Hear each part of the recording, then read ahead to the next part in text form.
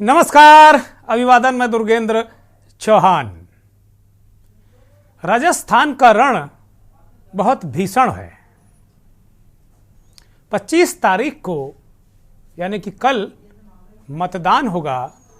199 सीटों के लिए 5 करोड़ 28 लाख मतदाता वोट डालेंगे राजस्थान में, और ये तय कर देंगे कि सरकार गहलोत की रहेगी या मोदी का जादू चलेगा। हालांकि बार बार ये बात कही जाती है कि अशोक गहलोत राजनीति के जादूगर हैं, और ये बात मोदी जी भी कई बार कह चुके हैं कि अब उनका जादू चलने वाला नहीं है। राजस्थान की जनता से अशोक गहलोत का जादू अब उतरने लगा है। लेकिन जिस तरीके से ओल्ड पेंशन स्कीम, जातीय गुणागणित, इस तरह की जो बहुत सारी चीजें हैं, वो अशोक गहलोत को एक मजबूत नेता के रूप में राजस्थान में स्थापित करती हैं। वो ओबीसी के इस देश के बड़े नेताओं में शुमार हैं अशोक गहलोत। अशोक गहलोत कह चुके हैं, और उसके जरिए उन्होंने एक संदेश भी ओबीसी समाज को दे दिया है। वो कहते हैं कि हाँ, मैं माली हूं। वो माली जात से आते हैं, माली बिरादरी से आते हैं। उन्होंने कहा हाँ, मैं माली हूं, इस राजस्थान की बगिया का माली हूं। जिस तरह माली एक एक पेड़ को, एक एक पौधे का ख्याल रखता है, कटिंग छटिंग जो करता है, खाद पानी देता है, वो मैं माली हूं। एक बात से उन्होंने 2-3 तरीके से संदेश और संकेत दिए। एक तो उन्होंने इस अपने बयान के जरिए यह भी कहा कि नहीं, वो माली बिरादरी से आते हैं, और ओबीसी का उन्होंने संकेत दिया और संदेश दिया। वहीं दूसरी तरफ उन्होंने एक बागवान, एक माली की भूमिका को भी सार्थक करने की कोशिश की है। तो भारतीय जनता पार्टी के लिए भले ही बहुत उर्वरा रही हो राजस्थान की धरती, और जब जब भाजपा की सरकार वहां आई है तो बड़ी प्रचंड बहुमत से आई है, ये बात भी सही है, बेस भी बहुत तगड़ा है। लेकिन अशोक गहलोत ने जिस तरीके से गार्डनिंग की है राजस्थान की राजनीति की, वो बीजेपी के लिए मुश्किलें पैदा कर रही है। 5 जातियां प्रमुख हैं राजस्थान में। एक नया एंगल हम लेकर आ जाए हैं कि 5 जातियां प्रमुख हैं जो एक तरीके से इस सत्ता के सिंहासन को साधेंगी, और इसके अलावा बहुत सारी स्कीम्स हैं। तो एक तरफ जाति गुणागणित है, स्कीम है, और एक गार्डनर है, माली है। तो दूसरी तरफ सत्ता को साधने के लिए हिंदुत्व है, राम मंदिर है, मीराबाई हैं, हनुमान जी हैं, आतंकवाद के खिलाफ एक मिशन है, बहुत सारी चीजें हैं। लड़ाई बहुत दिलचस्प होने वाली है।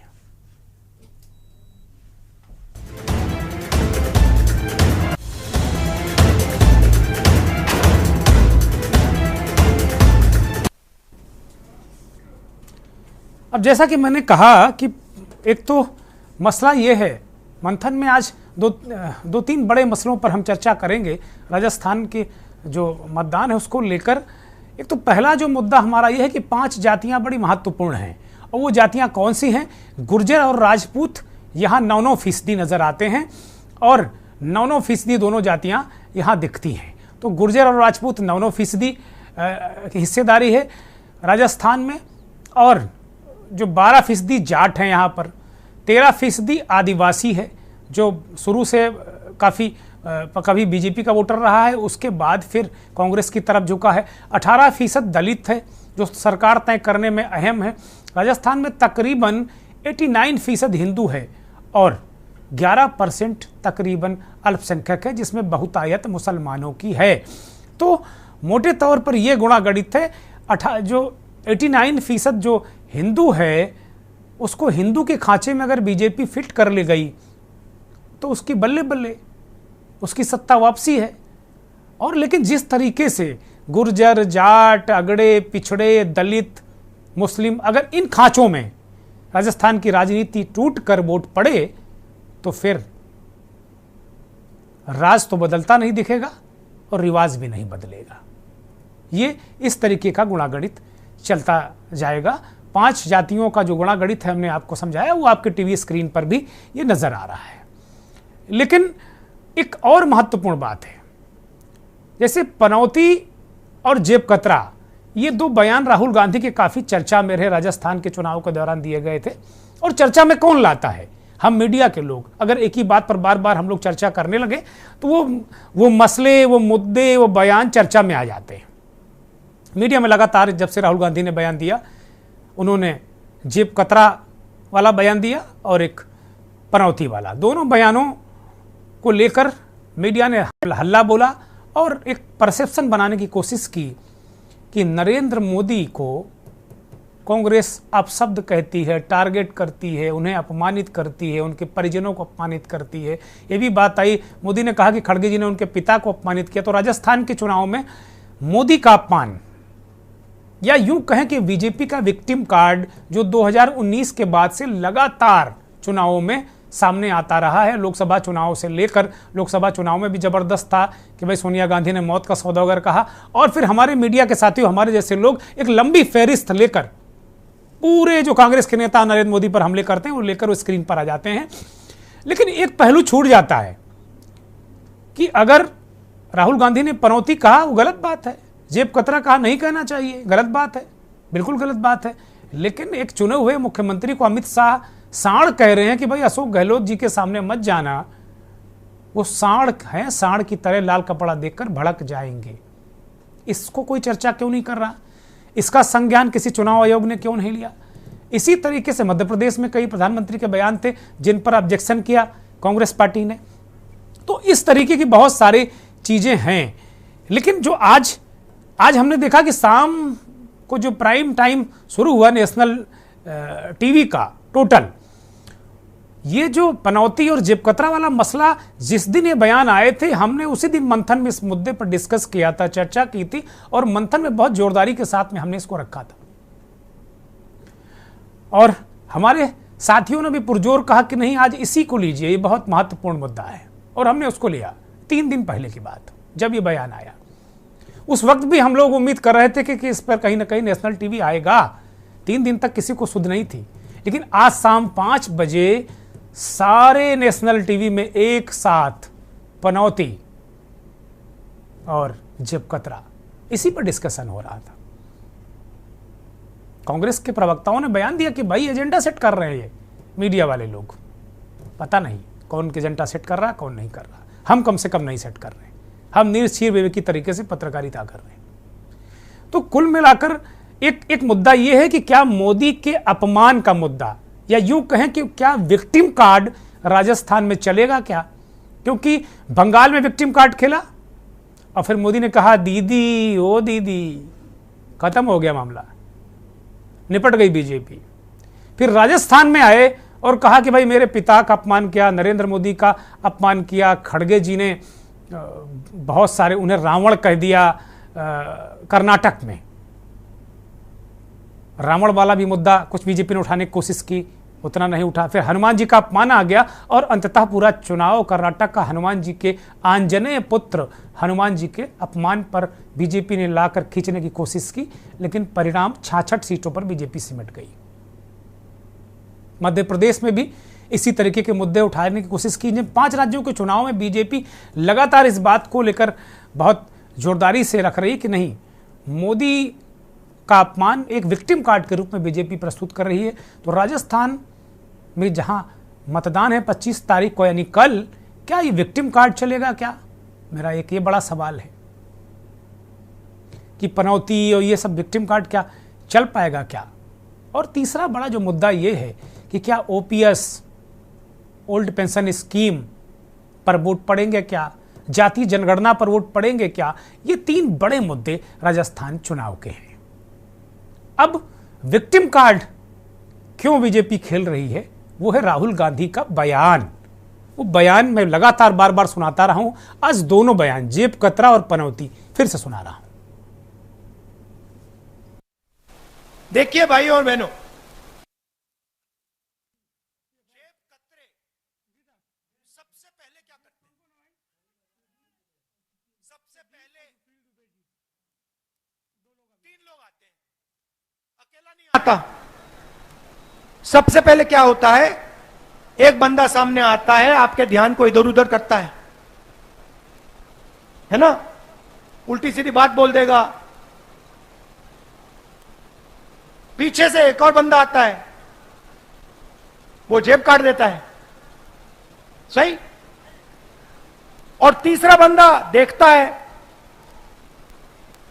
कि अगर जिसका जेब कटा, अगर इसने कोई आवाज की तो उस पर आक्रमण कर दे, उसको डरा दे। ऐसे जेब काटी जाती है। ध्यान इधर उधर करने वाला नरेंद्र मोदी, जेब काटने वाला अदानी,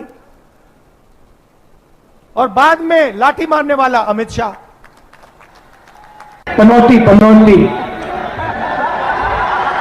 पनौती, वो अच्छा भला वहां पे, अच्छा भला हमारे लड़के वहां पे वर्ल्ड कप जीत जाते, वो वहां पे पनौती हरवा दिया। टीवी वाले ये नहीं कहेंगे, टीवी वाले ये नहीं कहेंगे, मगर जनता जानती। पनौती पनौती पनौती पनौती हरवा दिया। जेब कतरे या जेब काटने की बड़ी जबरदस्त तकनीक राहुल गांधी ने बताई। अब काटने वाले, ध्यान भटकाने वाले वो पात्र कौन हैं, किन पर उन्होंने निशाना साधा, उस पर मैं नहीं जाता, मेरी उस पर कोई टिप्पणी नहीं है। वो राजनीतिक लोग हैं, टिप्पणी करें। जेब कतरा और पनौती, ये दोनों बयानों पर इलेक्शन कमीशन ऑफ इंडिया ने राहुल गांधी को नोटिस किया है, नोटिस कर दिया, यानी नोटिस किया और नोटिस भी दे दिया। अब क्या उसका राहुल गांधी जवाब देते हैं? कल उन्हें जवाब देना है, हर हाल में 25 तारीख को उन्हें जवाब देना है। जब राजस्थान वोट पड़ रहे होंगे तो राहुल गांधी इस नोटिस का जवाब देंगे। ये तिथि भी बड़ी महत्वपूर्ण, कांग्रेस कह रही कि 25 को ही जवाब देना है। इसमें भी इलेक्शन कमीशन ने खेल कर दिया है, किसी को फायदा पहुंचाने की कोशिश कि राहुल का जो बयान आएगा वो टीवी चैनलों पर चलेगा और उसका सकारात्मक असर, सार्थक असर या विपरीत असर किसी दल विशेष के या किसी दल के खिलाफ हो सकता है। ऐसी आशंका कांग्रेस पार्टी ने जताई है और इस पर ऐतराज भी किया है। वास्तव में ये खेल बड़ा दिलचस्प है और ऐसा लगता है कि जो पनौती है वो राष्ट्रीय विमर्श का मुद्दा हो गया है। बीजेपी लगातार इस पर बयान दे जा रही है। पहले बीजेपी एजेंडा सेट करती थी और कांग्रेस उसके पीछे पीछे भागती थी। इस बार मैं देख रहा हूं कई अवसरों पर कांग्रेस अपने एजेंडे पर बीजेपी को लेकर आती है और उस पर वो बीजेपी रिएक्ट करती है। खैर, इसके बाद भी बीजेपी बहुत बड़ी ताकत है, राजनीतिक ताकत है इस देश की, और आज कहा जाए तो सबसे बड़ी राजनीतिक ताकत है, बहुत बड़ी, सबसे बड़ी।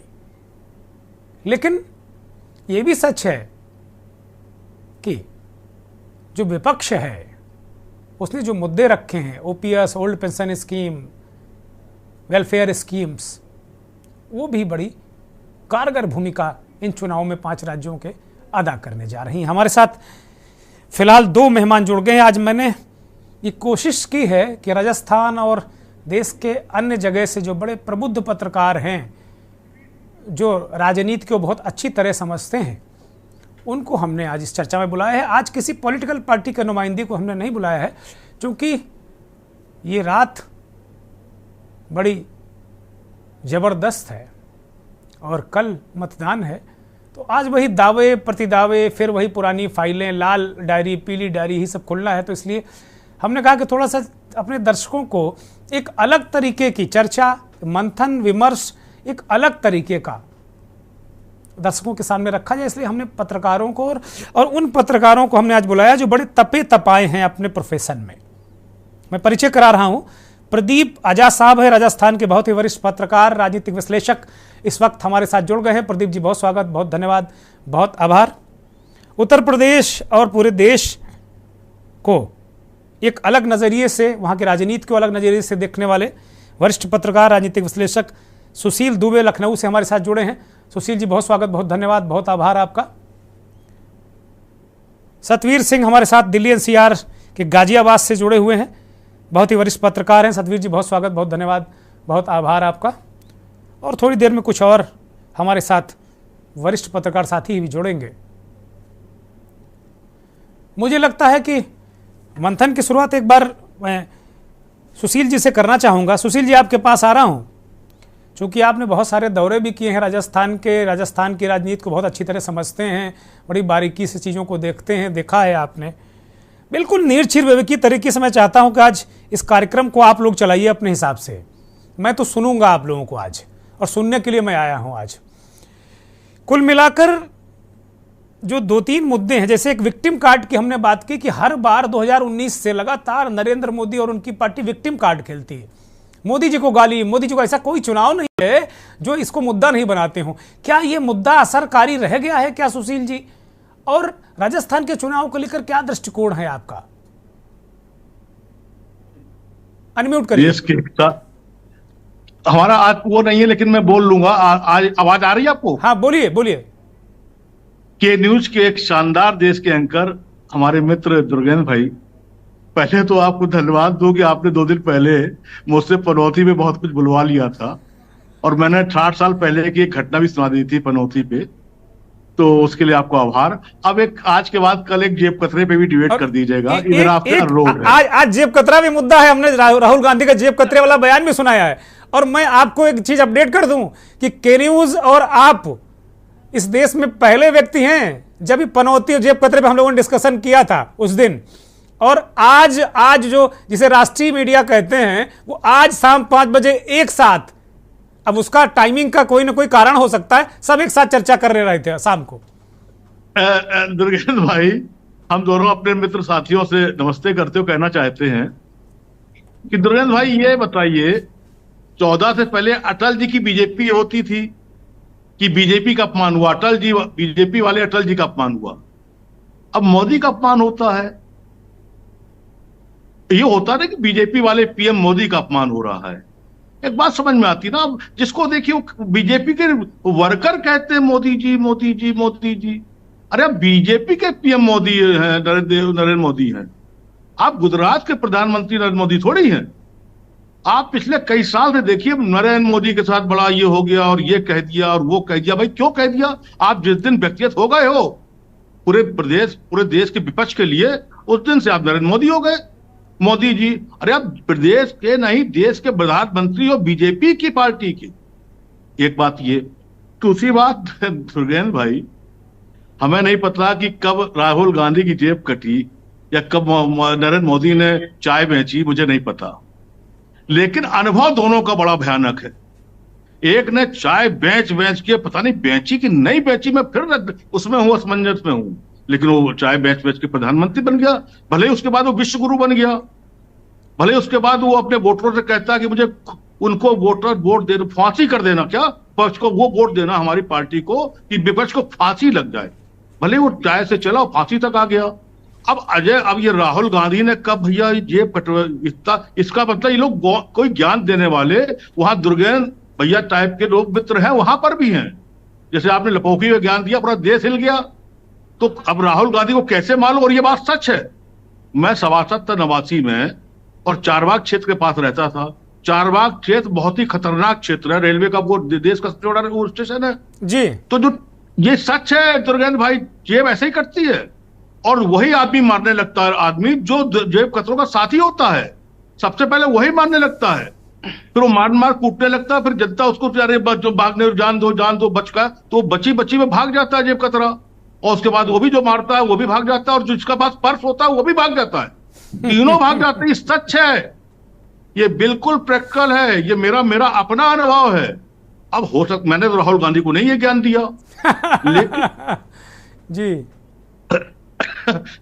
लेकिन देवेंद्र भैया, अब जिस देश की राजनीति 80 करोड़ फ्री राशन पे अभी भी अटकी हुई हो, और जिस देश का प्रधानमंत्री फिर 24 में कहता हो कि मैं 80 करोड़ राशन के लिए तैयारी कर रहा हूं, उस देश में ये सब चीजें होंगी। एक बीजेपी का भी वो है, कोई राष्ट्रीय प्रवक्ता है, भाटिया टाइप का आइटम से बोल रहा हूं, उसने एक ट्विटर पे लिखा है, वो कन्हैया लाल का गर्दन कटी हुई है, खून। अरे क्या बीजेपी वाले खून कत्लो गारत के अलावा कुछ जानते ही नहीं है? 8-9 साल में 10 होने वाले हैं, आपने देश के लिए क्या किया है ये तो बता दो। नहीं जाओ, नहीं हमें किसान से मतलब, नहीं हमको मणिपुर से मतलब, नहीं हमको राजस्थान मध्य प्रदेश से मतलब, हमको हमारे पत्रकारों के लिए क्या किया है यही तो बता दें। हमारे दुर्गेंद्र की माइक आईडी लेके इन लोगों ने एक पीसी करी है। इस देश के प्रधानमंत्री ने एक पीसी करी है। आम चूसो काटो वाले को छोड़ दीजिए आप, लेकिन कोई बताए तो कि हमारे देश के प्रधानमंत्री जी ने, हमारे आदरणीय पूज्य ने किया क्या। दूसरी बात, एक बात मान लीजिए आप, जब परसेप्शन बदलता है दुर्गेंद्र भाई तो बहुत कुछ बदल जाता है। आपने जो इसमें लिखाया है 18% दलित और 11% मुसलमान। दलित का इस समय देश का सबसे बड़ा नेता है जो आने वाले वक्त का प्रधानमंत्री होगा, उसका नाम मल्लिकार्जुन खड़गे है, राहुल गांधी नहीं है। राहुल गांधी नहीं है। और आप ये मान के चलिए कि आने वाला 24 बहुत कुछ ऐसा लोग 5-7 साल में अपनी बहू, अपनी औरत से, अपनी पत्नी से जो है थोड़ा दाएं बाएं होने लगते हैं। ये तो 10 साल का राजनीति है। और राजनीति आप विवादित बयान दे रहे हैं सुशील भाई, आप विवादित बयान दे रहे हैं, ये भी कहीं पनौती ना हो जाए। रोज 10 साल, मेरी 42 साल हो गई है शादी के में, मैं बता रहा हूं, मैं 42। अब लोग जब देखिए खून, लाल सांड, कत्ल, फांसी लगा दो, जेब कतरा, तो मेरा बयान कौन सा न 3 न 13 में हमें कौन सुन रहा। लेकिन मैं कह रहा हूं कि लोग अपनी पत्नी से दाएं बाएं हो लेते हैं। और लिव इन चल रहा है भाई साहब, लिव इन का समय चल रहा है इस समय। लिव इन में 1-1 साल का तो सब केस चलता है। तो आप क्या कह रहे हैं, लिव इन का समय खत्म हो गया क्या राजस्थान में? हो गया, ये 5 स्टेट में आप देख लीजिएगा, इस 5 स्टेट में आप देख लीजिएगा। ठीक है सुशील जी, मैं लौटूंगा, जरा दोनों साथियों को और चर्चा में शामिल करूं। प्रदीप आजाद के पास आ रहा हूं। प्रदीप जी, राजस्थान की वस्तु स्थिति, जैसा कि मैंने 3 विषय प्रवेश हमने किया, उसमें 3 स्थितियों को हमने बताया कि क्या एक विक्टिम कार्ड चलेगा, जो 5 जातियों का हमने जिक्र किया, क्या इस तरह के पॉलिटिक्स वहां प्रभावी है, और जैसा एक और आंकड़ा हमने दिया कि 89% हिंदू है। इन सब स्थितियों परिस्थितियों को देखते हुए एक वेलफेयर की पॉलिटिक्स है, एक ओपीएस की पॉलिटिक्स है, इस तरह की जो चीजें है वो भी वेलफेयर की है आगे ओपीएस वाली। क्या धरातल की क्या स्थिति है राजस्थान की? प्रदीप जी अनम्यूट करिए। प्रदीप जी, हम आपको सुन नहीं पा रहे हैं, कृपया अनम्यूट करिए। जी दुर्गेश जी, मेरी आवाज आ रही है? हाँ, दर्शक सुन रहे हैं, कृपया बोलिए। जी दुर्गेश जी, सबसे पहले तो मैं ये कहूंगा कि चूंकि राजस्थान से जुड़ा हूं और कल राजस्थान में 25 नवंबर की तारीख है, तो मैं केवल सबसे पहली गुजारिश तो तमाम जो आप लोगों को, हम लोगों को जो सुन रहे हैं, तमाम दर्शकों को यही कहना चाहूंगा कि अपना 100% मतदान जरूर करें, क्योंकि स्वस्थ लोकतंत्र के लिए बेहद जरूरी माना जाता है। जी, हम सब अपील करते हैं इस मंच से, हम सब राजस्थान की जो सुधी जनता है उससे अपील करते हैं कि वो ज्यादा से ज्यादा वोट डाले और अपने मन की सरकार चुने। जी बिल्कुल। अब आते हैं मूल मुद्दे पर, जहां देखिए तमाम जो चीजें हैं, आपने जो जातीय आंकड़े जो अभी गिनाए, उनका परसेंटेज जो बताया, जो माहौल जो चल रहा है, दरअसल देखिए यहां माहौल एक तो बहुत साफ है कि जो हमें लगता है, जो मैं पिछले कुछ दिनों से राजस्थान के कई इलाकों में दौरे पर भी रहा और कल रात को ही लौटा हूं, कई इलाके मैंने देखे हैं, कई जो दिग्गज नेता हैं, मैं आपको बता दूं कि वो हार की कगार पर है जी। और इस बार राजस्थान के जो चुनावी नतीजे आएंगे जी, वो सभी लोगों को चौंकाएंगे, इसमें भी कोई हैरानी नहीं। क्योंकि अक्सर देखिए राजस्थान में जो परंपरा रही, कांग्रेस फिर बीजेपी, फिर कांग्रेस फिर बीजेपी, ये जो तमाम जो प्रक्रियाएं रही है, तो मैं यहां ये नहीं कह रहा कि कांग्रेस रिपीट होगी या बीजेपी आएगी, वो तो ठीक है, जो राजस्थान की करीब 5 करोड़ 5.25 करोड़ से ज्यादा जो वोटर है वो तय करेंगे। लेकिन एक जो माहौल जो नजर आता है, वहां उस माहौल को देखने पर यह जरूर साफ होता है कि इस बार राजस्थान के जो साइलेंट वोटर्स होंगे वो अपना कमाल दिखाएंगे।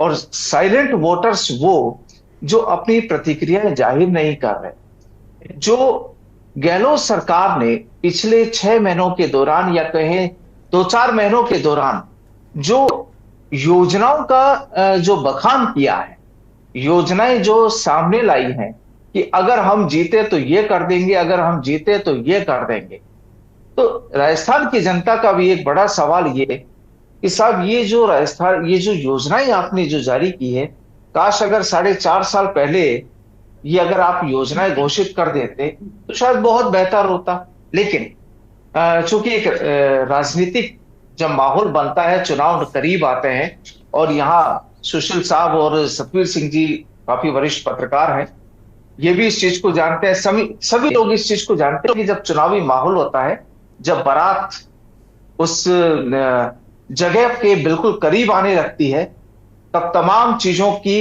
व्यवस्थाएं टटोली जाती है, देखी जाती है कि किस तरीके से जनवासा बोलते हैं हमारे यहाँ उत्तर प्रदेश, और इधर जो पूरा उत्तर भारत है बीच वाला, बोलते बारात जनवासे आने वाली है।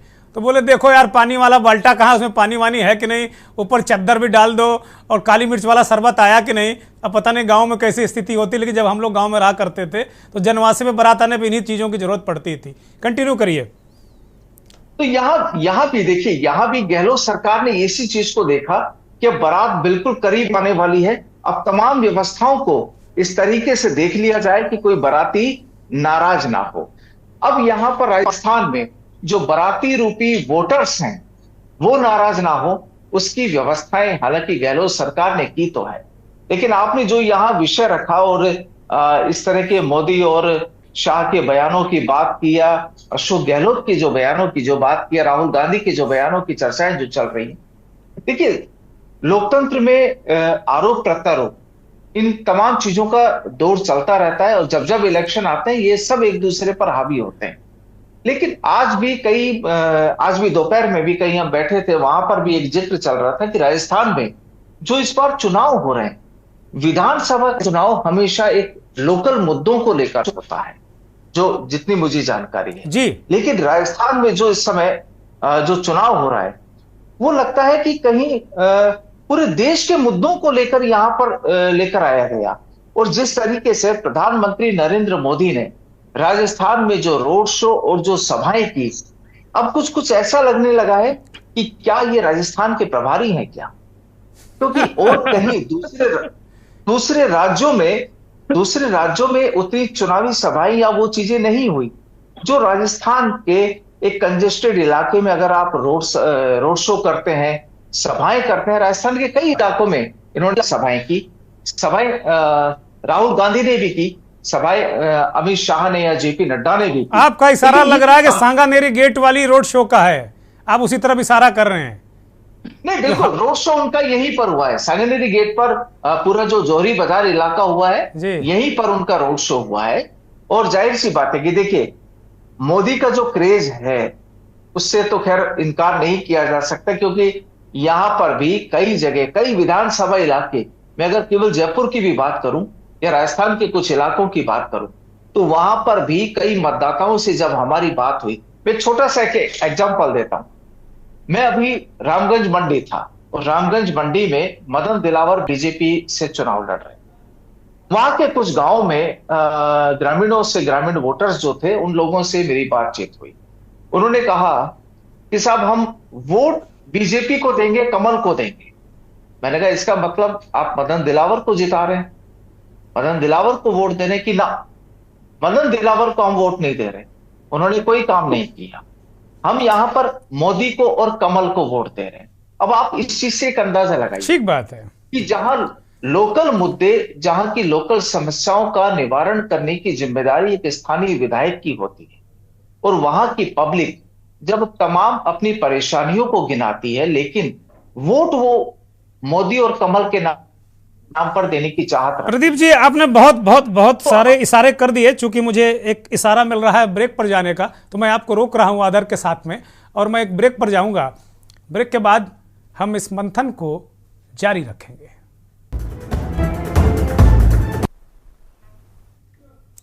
ब्रेक से वापस आ गए हैं। इस दरमियान हमारे साथ दो और खास मेहमान जुड़ गए हैं। चंद्र प्रताप सिंह सिकरवार बहुत ही वरिष्ठ पत्रकार हैं, बहुत पके हुए कड़े हुए पत्रकार हैं, हमारे साथ मथुरा से जुड़े हैं। बहुत स्वागत सिंह साहब, बहुत आभार, बहुत धन्यवाद आपका। और इस देश और उत्तर प्रदेश के बहुत ही बेहतरीन पत्रकार नवेद सिको साहब हमारे साथ लखनऊ से जुड़े हैं। नवेद भाई बहुत स्वागत, बहुत धन्यवाद, बहुत आभार। नवेद भाई अक्सर सोशल मीडिया पर लिखते रहते हैं अरुंधति राय पर आज नवेद भाई ने कुछ लिखा है और उसको मैंने बहुत पढ़ा भी है सुबह सुबह। इस तरीके का लेखन और इस तरीके की चीज़ें मुझे लगता है पत्रकारों ने करना ही छोड़ दिया है। नवेद भाई को एक बार पुनः बधाई कि बहुत अच्छा आपने लिखा है, बहुत अच्छा, बहुत बेहतरीन। मैं रुख इस वक्त जो अपने मंथन कार्यक्रम का रुख हमारे साथ गाजियाबाद से जुड़े हुए सतबीर जी हैं, वरिष्ठ पत्रकार हैं, उनकी तरफ करूंगा। सतबीर जी, अभी जैसे प्रदीप जी ने बहुत सारी बातें कही, उन्होंने कहा ठीक है दिलावर को नहीं जिताएंगे, मोदी को वोट देंगे, दिलावर पसंद नहीं लेकिन मोदी को वोट देंगे। ये बात सच है, ये हकीकत तो है, लेकिन जो प्रदीप जी की बातों से मुझे बहुत सारी बातें लगी। वो कह रहे हैं कि कुछ ऐसा हो जाएगा इस बार राजस्थान में जो बिल्कुल बहुत अप्रत्याशित होगा। हम तो मान रहे हैं कि अप्रत्याशित ही होगा कि भाई कांग्रेस की सरकार चली जाएगी। अगर लेमन सीधे सीधे अगर सोचें कि भाई गहलोत जी बिल्कुल पटरा हो जाएंगे, शुद्ध भाषा में 21 पे आ जाएंगे, 22 पे आ जाएंगे जैसे पहले आ चुके हैं। लेकिन अगर प्रदीप जी मुस्कुरा रहे हैं, अगर कुछ और इशारा वो कर रहे हैं, इसका दूसरा मकसद ये हो सकता है कि बहुत बड़े बड़े नेता जिनको बीजेपी ने मैदान में उतारा उसमें से कई बड़े हार जाएंगे और गहलोत जी पुनः किसी तरह पाला छू लेंगे, भले ही एक दो सीटों के साथ में हो। तो क्या परिस्थिति, क्या स्थिति देख रहे हैं आप? देखिए दुर्गेन जी, आप सभी को और वरिष्ठ पत्रकारों को, दर्शकों को मेरा नमस्कार है। और जनहित में मैं यही अनुरोध करूंगा कि कल जो है जाकर के अपना मतदान करें। साथ में मैं आपको इस बारे में एक बार ये बता दूं कि जिस तरह से हमारे पत्रकार महोदय ने बताया है कि देखिए होता क्या है कि जो अपना इनका अंतरकलह है, अंतरकलह तो दोनों ही पार्टियों में है, एक में नहीं है। अंतरकलह जो है दोनों ही पार्टियों में है, कांग्रेस में भी है, बीजेपी में भी है। और जिन लोगों को टिकट कटा है वो निश्चित रूप से ही विपक्ष कहीं ना कहीं नुकसान पहुंचाते हैं। लेकिन हाँ, हो सकता है कि जिस तरह से कुछ कांग्रेस के टिकट कटे हैं, और कांग्रेस का तो पहले से जो है अंतरकलह चलता आ रहा था, लेकिन अभी सुनने में आया कि भी कुछ सुलह हो गई है, लेकिन सुलह से कोई अंदर खाने क्या होगा उसका पता नहीं है। बीजेपी में कई ऐसे कार्य जो विधायक हैं जिनके टिकट तो दिए, लेकिन वो अंतर खाने जो चल रही है उनकी प्रक्रिया, उन लोगों ने उन्हें जो है वोट हो सकता है कि कहीं ना कहीं उन्हें नुकसान पहुंचा सकता है, ऐसा हमारा मानना है। सतवीर जी, एक स्पेसिफिक सवाल आपसे पूछता हूं, मेरे मन में अभी जब आप बोल रहे थे इसी दौरान आ गया। आप उस जाटलैंड के एक पाले में खड़े हुए हैं, उस तरफ पूरा जाटलैंड है, उधर आप दूसरी तरफ चले जाए तो गुर्जरलैंड है। ये दो मतदाता बहुत महत्वपूर्ण हैं राजस्थान में। इनको लेकर क्या खबरें आप लोगों तक पहुंच रही हैं? गाजियाबाद, मेरठ, बागपत, आगरा, इस तरह की क्या खबरें हैं इन दो कम्युनिटीज को लेकर, क्योंकि ये एक अच्छा खासा कॉम्बिनेशन बनाते हैं। दरअसल बात क्या है कि देखिए जाटलैंड है हमारे इधर, गुर्जर भी है, दोनों कम्युनिटी बहुत अच्छी संख्या में भी है। और दरअसल ये जो है ये सब जुड़े हुए हैं केवल कमल से। और इनका सीधा कहना है कि इस बार बीजेपी आएगी कांग्रेस राजस्थान के अंदर, ये सब इनका कहना है ऐसा है कि भाई इस बार बदलाव आएगा। लेकिन ये तो खैर देखा जाएगा, तो कल अभी और लोग वहां पे आएंगे और अपना मतदान देंगे, और जो भी निर्णय होगा वो तो सामने आएगा 3 तारीख में। लेकिन हाँ, ये बात जरूर है कि इस तरह से जो लोग यहाँ से भी सपोर्ट में गए होंगे वो जरूर प्रचार प्रसार करेंगे, और वो जो है बीजेपी के ज्यादातर लोग ज्यादा कैंडिडेट हैं तो उन लोगों को सपोर्ट ज्यादा करते हैं। और यहाँ के लोग भी इसी तरह से जो है ज्यादा कहते हैं खुल के, वो तो कहते हैं हम तो कमल के साथ हैं। तो इस तरह से तो देखा जाए तो परिवर्तन तो 1% हो सकता है, ये हमारी नहीं है, ये तो जनता, बाकी तो जनता क्या राय देती है वो देखा जाएगा। ठीक बात। मैं चंद्र प्रताप सिंह की तरफ जाऊंगा। सिंह साहब, आपके पास आ रहा हूं, बहुत लंबा अनुभव है पत्रकारिता का, आप मथुरा से हैं, और मथुरा और जो उधर से पूरा आगरा मथुरा से सटा हुआ जो राजस्थान के जो जिले हैं, पिछली दफ़ा जो मेरे पास सूचना है, आप बेहतर बताएंगे, गलत हो तो करेक्ट कर दीजिएगा, कि जो 12 सीटें लगभग थी उसमें 10 सीटें कांग्रेस के पास, कांग्रेस की झोली में आई थी। और योगी आदित्यनाथ ने नरेंद्र मोदी से ज़्यादा सभाएं राजस्थान में की हैं। और योगी आदित्यनाथ को मैं कम से कम व्यक्तिगत रूप से, और मुझे लगता है कि जितने लोग यहाँ होंगे मेरी बात से उसमें ज़्यादातर सहमत होंगे कि हिंदुत्व का सबसे बड़ा पोस्टर बॉय योगी आदित्यनाथ हैं इस देश में, नरेंद्र मोदी नहीं है, योगी आदित्यनाथ हैं। और इसीलिए उनकी सभाएं इतनी ज़्यादा कराई गई। क्या स्थिति है, क्या खबर आप लोगों तक आ रही है, मथुरा तक क्या खबर आ रही है, या आपके तमाम संपर्क हैं? हो सकता है आप भी राजस्थान के दौरे पर गए हों, देखा हो जाके, क्योंकि पत्रकार घर में तो बैठ नहीं सकता, अगर चुनाव हो आसपास तो जरूर जाएगा। सिंह साहब अनम्यूट करिए कृपया। मेरी आवाज आ रही है? हाँ, अब सुन पा रहे हैं, कृपया बोलिए। हाँ, मैं ये बताना चाह रहा था कि मथुरा बिल्कुल राजस्थान से लगा हुआ है। एक ऐसा जनपद है जो मात्र यहाँ से 20 किलोमीटर दूर राजस्थान शुरू हो जाता है जी। तो मथुरा का और भरतपुर का खासकर बहुत ही ज्यादा संबंध है। इधर अलवर लगता है, तो ये तो एक भौगोलिक स्थिति है। इसके अलावा जातीय स्थिति ये है कि यहाँ जो जाट बाहुल्य है मथुरा और भरतपुर और अलवर और ये यहाँ करौली तक का पूरा ब्रज क्षेत्र कहलाता है। तो लगभग कमोबेश एक ही जैसी स्थितियां हैं राजनीतिक। कल ये बात जो है मोदी जी ने कल मथुरा में बोला भी था। मथुरा में मीराबाई की 525वीं जयंती थी, इसमें मोदी जी आए थे और लगभग आप यकीन मानिए 2.5 घंटे तक हमारी जो मेंबर पार्लियामेंट हैं और प्रसिद्ध अभिनेत्री हेमा मालिनी जी का मीरा बैले नृत्य देखा था। और इससे पहले लगभग 40 मिनट वो बोले भी थे और उन्होंने बार बार इस बात का उल्लेख किया था कि उत्तर प्रदेश का ये जो ब्रज है ये पूरी तरीके से भरतपुर और ये इलाका राजस्थान से लगा हुआ है और यहाँ की कल्चर एक है। और मीराबाई का जो जन्म हुआ था वो चित्तौड़गढ़ में और उन्होंने साधना वृंदावन में की थी, उसको भावनात्मक रूप से जोड़ा था। यानी उसको एक तरीके से कहना चाहिए कि एक जोड़ने के पीछे एक मंशा ये भी थी कि जो कल चुनाव प्रचार हुआ है तो उसे कुछ न कुछ भुनाने की मंशा थी। अब रही बात जातीय समीकरण की, तो जो जाट हैं यहाँ के मथुरा के, आगरा के और इधर हाथरस तक के, सबकी रिश्तेदारियां भरतपुर में है, अलवर में है, आसपास है, धौलपुर में है और यहाँ के काफी संख्या में लोगों ने वहां प्रचार प्रसार किया।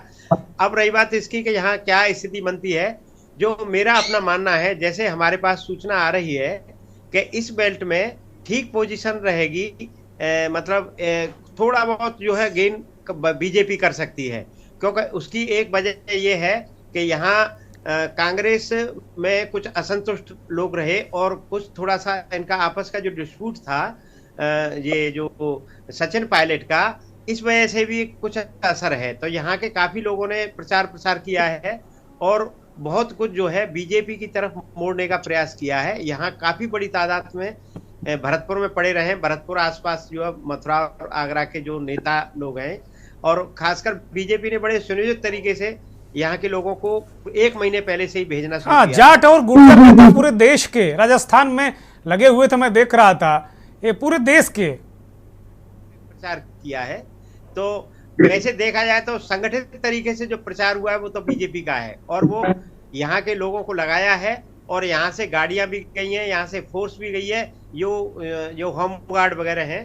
तो कुल मिलाकर के स्थिति ये है कि भरतपुर और इस बेल्ट में जो राजस्थान का ये जो एरिया है, जो संभाग है भरतपुर आसपास, गए हैं, प्रचार करने गए थे सादी वर्दी में और चुनाव कराने भी गए हैं। आप आज भी काफी लोग वहीं पर बड़ी हैं। महत्वपूर्ण बात आपने कही है। अशोक गहलोत ने मांगा है क्या कि भैया मुझे होमगार्ड दे दो उत्तर प्रदेश वाले, या फिर ये सादे कपड़ों में कुर्ता पजामा पहन के चले गए हैं? जी जी, नहीं, वो जो है उन्होंने फोर्स मांगी है, यहाँ से काफी बड़ी संख्या में गए हैं, तो लगाव है और आपस में जो है एक यहाँ से संबंध है भरतपुर का। और कल जिस बात को जो है बुलाने का प्रयास, अच्छा, आप चंद्र प्रताप सिंह, आप ये मानते हैं क्या कि ठीक है, आप कह रहे हैं कि बहुत ज्यादा असर नहीं दिखेगा, कांग्रेस मान लीजिए 10 सीटें पिछली बार जीती थी तो हो सकता है कि 1-2 कम हो जाए, लेकिन बहुत बड़ा नुकसान इस बेल्ट में बीजेपी नहीं कर पा रही कांग्रेस को, क्या ऐसा कह रहे हैं आप? हाँ, ये बात बिल्कुल ठीक है, बिल्कुल ठीक है। आपका अपना मानना है कि जितना नुकसान करना चाहिए उतना नुकसान नहीं कर पा रही है बीजेपी और बड़ी कसमकस की स्थिति है। अब जैसे मैं आपको बताऊं, उदाहरण के तौर पर भरतपुर की सीट है, भरतपुर की सीट पर बिल्कुल जो है लोकदल को दी गई है, केवल 1 सीट दी है कांग्रेस ने लोकदल के लिए, वो सुभाष गर्ग जो मंत्री थे उनको लड़ाया है। अब वहां स्थिति ये पैदा हो गई है कि एक बसपा का कैंडिडेट खड़ा हो गया, वो जाट खड़ा हो गया, तो उस जाटों के वोट जो मिलने चाहिए लोकदल को वो बसपा का कैंडिडेट काट रहा है, तो बड़ी कसमकस की स्थिति पैदा हो गई है। ये यहाँ के लोगों के लिए प्रतिष्ठा की, जितना भरतपुर के लोगों को, जाटों को इतनी प्रतिष्ठा नहीं, इतना मथुरा के लोगों को है कि किसी तरीके से सुभाष गर्ग जीते हैं और वो लोक दल से हैं, कांग्रेस के समर्थित। अच्छा, इसका फायदा क्या, लोक दल से अलायंस का फायदा क्या कांग्रेस पूरे राजस्थान में उठा पाएगी क्या? ये भी ऐसा लग रहा है क्या आपको? क्या करें? लोक दल से अलायंस का फायदा कांग्रेस को राजस्थान के अन्य हिस्सों में मिलेगा क्या? हाँ, वो 1 सीट दी है, उसका थोड़ा बहुत फायदा मिलाने का प्रयास है और जयंत चौधरी ने इसकी अपील भी है कि जो जाट बेल्ट है उसमें जो है जो जाट हैं वो कांग्रेस को वोट करें, क्योंकि कांग्रेस ने 1 सीट छोड़ी है उनकी, सुभाष गर्ग वाली। इसका मतलब है कि 24 को लेकर भी यहां से कुछ नए समीकरण देखे जा सकते हैं सीपी सिंह साहब, क्योंकि अखिलेश छिटके हुए हैं और चौधरी साहब सटे हुए हैं। बिल्कुल कांग्रेस से वो एक छिटक रहा, एक सट रहा। हाँ नहीं, काफी बड़ी तादाद में है यहाँ जो भरतपुर, आप जानते हैं पूरे राजस्थान में जाट हैं, तो उन्होंने अपील जारी की है जयंत चौधरी ने कि भाई आप जो है किसी तरीके से दोबारा कांग्रेस को सत्ता में लाएं, ये कहा है उनसे। ठीक है, मैं सिकरवार साहब मैं आपके पास आऊंगा लौट के। नवेद भाई को चर्चा में शामिल करते हैं। नवेद सिको साहब, अभी जो एक 5 जातियों कौमों का हमने एक समीकरण इस मंथन कार्यक्रम की प्रस्तावना में रखा, उसमें अगर देखा जाए तो 9% अल्पसंख्यक है, 18% दलित है। उसका इशारा सुशील दुबे जी ने भी किया, जाट गुजर ये सब मिला के। अगर इन खंडों में बट के वोट पड़ा तो बीजेपी को मुश्किल, ऐसा मैं मान रहा हूं। मेरे शब्द कतई आपके मुंह से मैं न कहलवाना चाहता हूं, न अपने शब्द आपके मुंह में डाल रहा हूं। मेरा ऐसा मानना है कि अगर खंडों में बटा ओपीएस, जाति जनगणना, इस तरह की चीजें और जो अन्य मुद्दे जिससे बीजेपी उठाती है, लिंचिंग विंचिंग के तमाम मसले पूर्व में हुए हैं राजस्थान से, और राजस्थान से रिलेटेड हरियाणा तक, अगर वो मसले चले तो ये क्या एक समीकरण कांग्रेस के लिए बेहतर हो सकता है? या फिर इसको दूसरे नजरिए से देखें कि 89% हिंदू है। अगर हिंदू के खांचे में राम, हनुमान, मीराबाई और कृष्ण के खांचे में अगर बीजेपी फिट कर ले गई तो मुझे लगता है कि बीजेपी की सत्ता फिर कोई रोक नहीं सकता। नवीद भाई।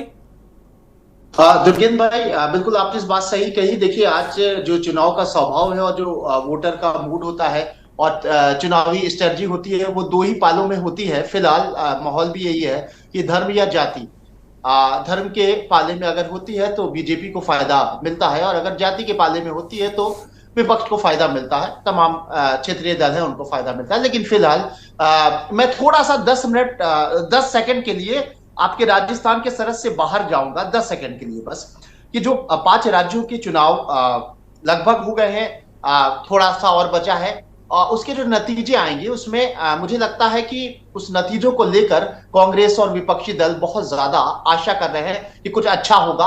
और जैसा कि कहा जा रहा है कि इंडिया गठबंधन 3 तारीख के बाद एक नया स्वरूप होगा, एक नया माहौल बनेगा, एक नई ताकत होगी। लेकिन एक बात पे गौर करना होगा कि पिछले ये 3 राज्य जो महत्वपूर्ण राज्य हैं, इन 3 राज्यों में कांग्रेस जीती थी।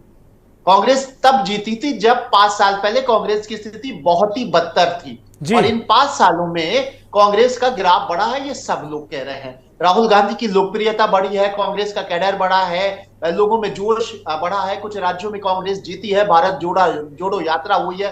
तो सभी लोग कह रहे हैं कि कांग्रेस का 5 सालों में ग्राफ बढ़ा है। इधर साल, 1.5 साल, 6 महीने में तो बहुत ज्यादा बढ़ गया है। और पिछली बार इन 3 राज्यों में कांग्रेस जीत गई थी, और यदि इस बार 3 राज्यों में भी नहीं जीती है तो ये कैसे कहा जा सकता है कि कांग्रेस का ग्राफ बढ़ा है और बीजेपी एंटी इनकम्बेंसी का शिकार हुई है और लोकसभा में उसको खतरा हो सकता है, भाजपा को कोई टक्कर दे सकता है? क्योंकि जब 3 राज्यों में तब जीती थी जब स्थिति बहुत बुरी थी, तो आज जब स्थिति अच्छी है तो उसको कम से कम अच्छा परफॉर्म करने के लिए तो 4 में कम से कम जीतना चाहिए। अगर 3 में जीतती है तो कहा जाएगा 100 ना कुछ अच्छा किया ना कुछ बुरा हुआ, और ये बात झुटलाई जा सकती है कि कांग्रेस का ग्राफ बढ़ा है। कहा तो ये जाएगा ना, पिछली बार भी जीते थे 3 राज्य, इस बार भी 3 राज्य, ग्राफ कहां बढ़ गया?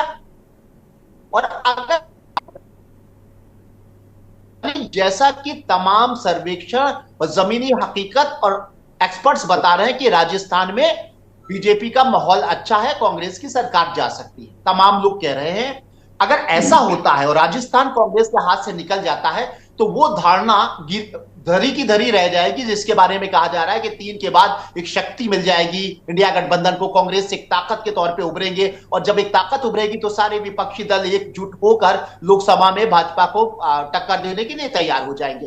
तो ये स्थिति हमें इसलिए नहीं लग रही क्योंकि राजस्थान की जो जमीनी रिपोर्ट आ रही है उसके हिसाब से वहां पर धर्म का वायरस, ध्रुवीकरण का वायरस पहुंच चुका है और जाति धराशायी हो गई है, धर्म हावी हो गया है, हिंदुत्व छा गया है। योगी आदित्यनाथ वहां सभाएं कर चुके हैं, तमाम मुद्दे आ चुके हैं सामने, और कहीं ना कहीं हिंदू मुस्लिम का वोट बढ़ चुका है। जब हिंदू मुस्लिम ध्रुवीकरण हो जाता है और हिंदुत्व का जिन सामने आ जाता है तो जाति की कुछ नहीं चलती है। हालांकि राजस्थान जाति प्रधान है, पिछड़ी जातियों का मामला वहां बहुत गंभीर रहता है, बड़ा सेंसिटिव रहता है।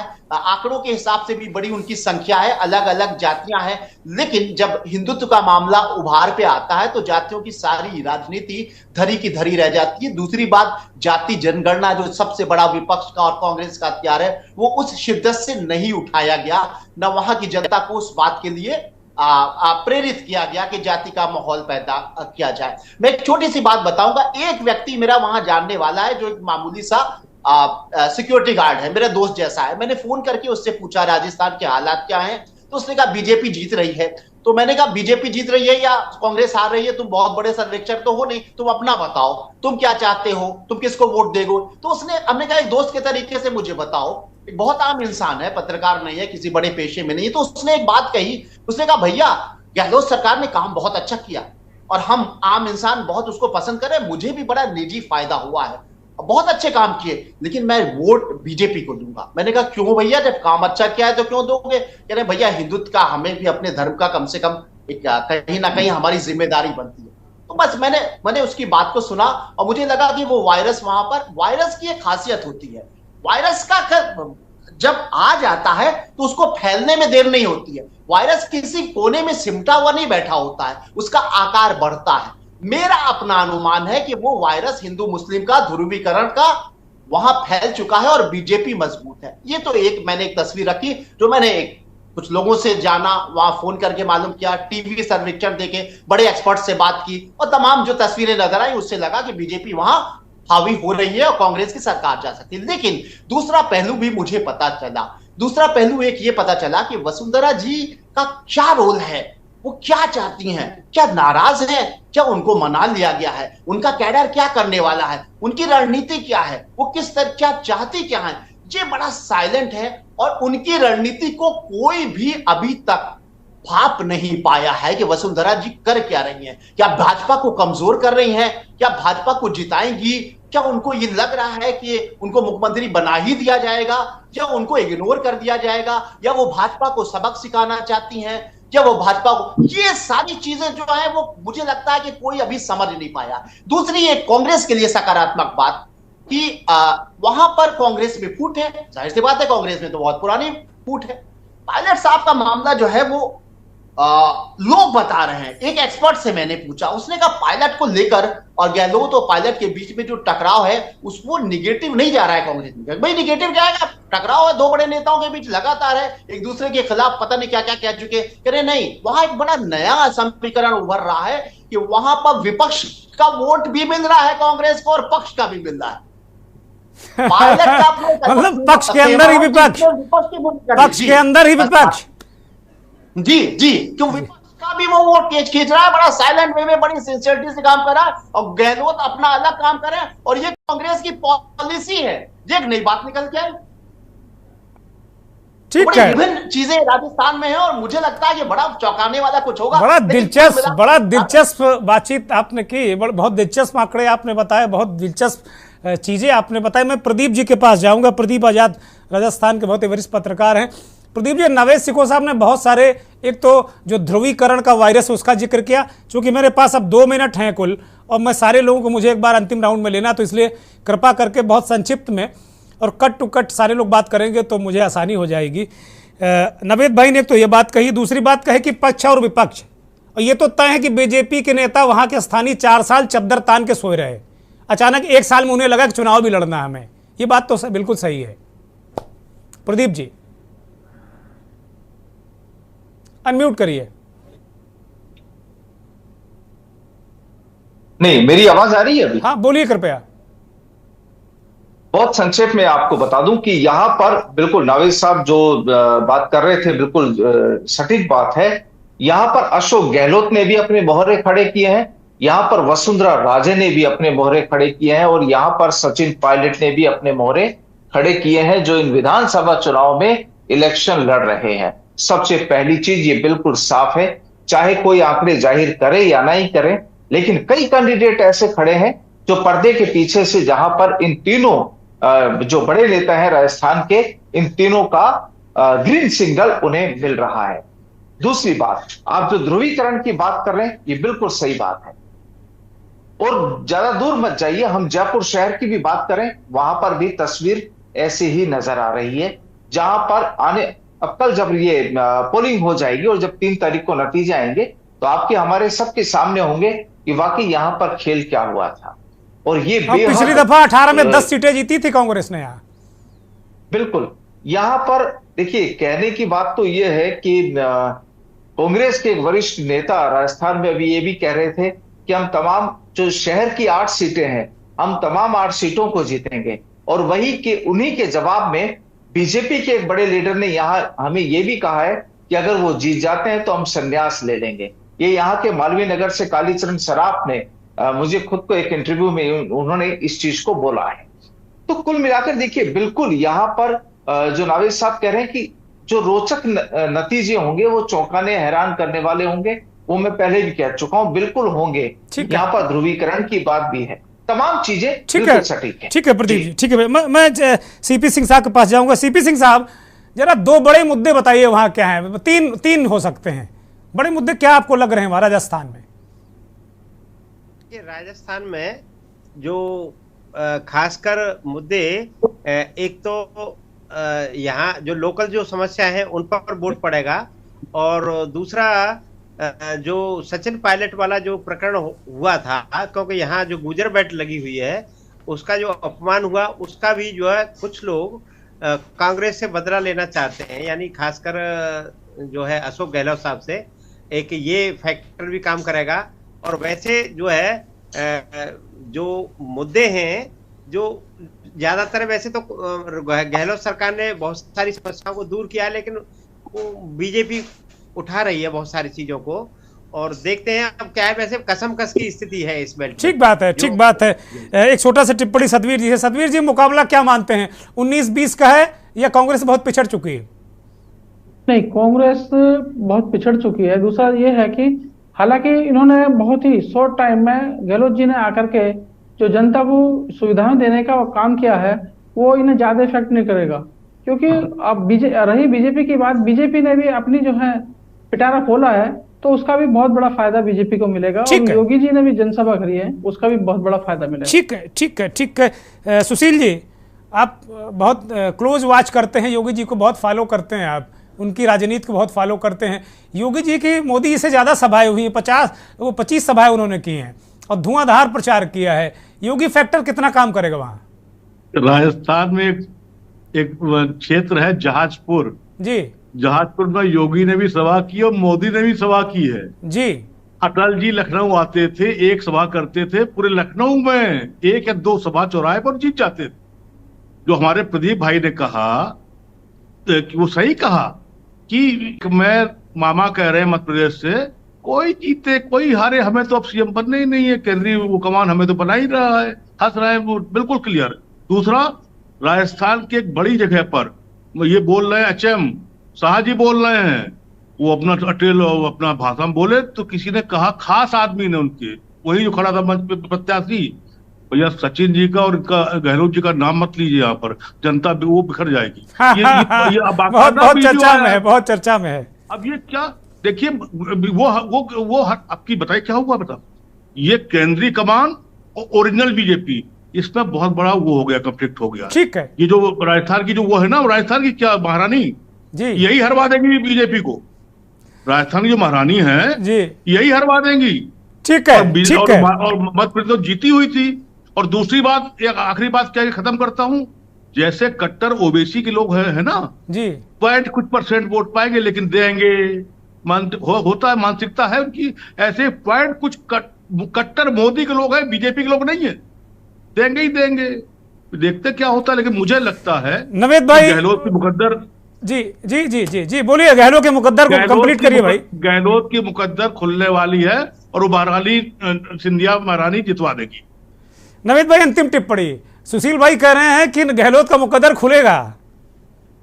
और देखिए जमीन पर भारतीय जनता पार्टी बिल्कुल आगे दिखाई दे रही है और जीतती हुई दिखाई दे रही है, लेकिन कुछ ना कुछ अंदरूनी कहीं ना कहीं कुछ खेल चल रहा है, वो माहौल को पलट सकता है और जो माहौल दिखाई दे रहा है उसके उलट भी कुछ हो सकता है। तो मुझे लगता है ये दिलचस्प हो गया है, जहां एक तरफ कहा जा रहा है कि बीजेपी काफी मजबूत नजर आ रही है और कांग्रेस वहां पिछड़ रही है, वहां दूसरा पहलू ये भी है कि कोई भी वहां पर कुछ चीजें अंदरूनी जो पॉलिटिकल जो गेम अंदर चल रहे हैं साइलेंट, वो नतीजों को प्रभावित भी कर सकते हैं और कुछ भी हो सकता है। बहुत शुक्रिया नवेद भाई, प्रदीप आजाद साहब बहुत शुक्रिया, सुशील दुबे जी बहुत शुक्रिया, चंद्र प्रताप सिंह सिकरवार साहब आपका बहुत शुक्रिया, सतवीर सिंह जी आपका बहुत बहुत धन्यवाद, बहुत बहुत आभार और धन्यवाद उन करोड़ों दर्शकों का जो के न्यूज़ को देखते हैं, हमारे इस खास कार्यक्रम मंथन को देखते हैं। राजस्थान का रण महाभीषण, कल 5 करोड़ 28 लाख मतदाता अपने मताधिकार का प्रयोग करेंगे और 199 विधानसभा सीटों पर वो वोट डालेंगे। राज बदलेगा या रिवाज, ये जनता तय करेगी। बहुत बहुत धन्यवाद, नमस्कार।